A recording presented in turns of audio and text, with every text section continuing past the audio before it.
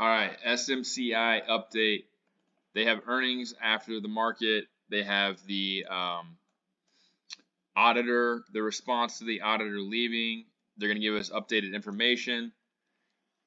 So breaking down the chart, if you go back a few months ago, I talked about this monthly demand zone for a long time.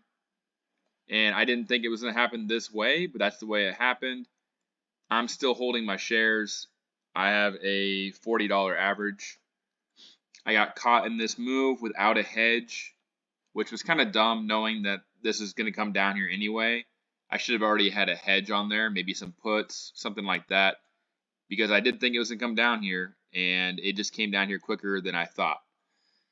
So going into the chart, knowing that this is supposedly going to be 5 waves, and I have it all drawn up here, this should be bottomed already. It should be bottomed here. And what we did is we held the weekly 200. This came very close to 23.24, weekly 200-day moving average, or 200 on the weekly. So if they give bad information and this does go below 23.24, that's going to be a warning sign that this is not the bottom and that they are really in trouble. So today is going to tell us a lot. And then, of course, we have the election, we have the Fed as well. But I'm going to be watching 23.24. If that doesn't hold by the end of the week, or we don't pop back above that by the end of the week, that's a warning sign right there. So that's something to watch. But with all that being said, I don't think you have a better setup than this for a bounce.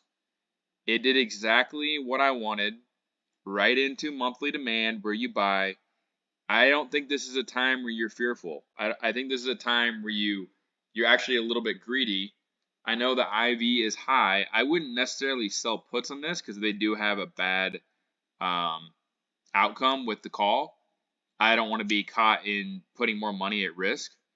But, and I know IV is high, but if you don't have shares here, I think shares is probably the best way to go. You could buy some calls despite IV being high. Maybe some in-the-money calls, maybe way far out.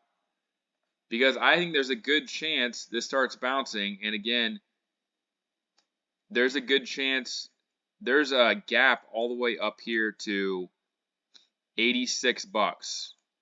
So if this starts going, I know it's a 5-wave move down. You're looking for a bounce. You have gaps up here all the way up here to 86 bucks. And so there is a very good chance that this can run over the next 6 months to a year. This took a while to get down here. This could take a while, but I think this can go all the way up here to 86 bucks as long as we get a good outcome with the call tonight. And I think that it would just move like this up here, probably sometime in 2025, all the way back up to 86 bucks. So overall, I think it's a pretty good risk-reward play. You're overextended on the weekly, on the monthly. So it comes down to the call, obviously, but it's right where I wanted to buy originally.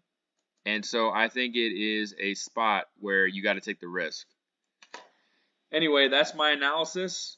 Buying shares here is not a bad play either. You just got to wait and make sure it doesn't get below 23.24 by the end of the week. Make sure this 200-day on the weekly holds, and you're fine. If it finishes below that, then that's going to be a warning sign. That's it for this one. I'll probably do some other updates here in a little bit, but SMCI is the focus with the call after the market.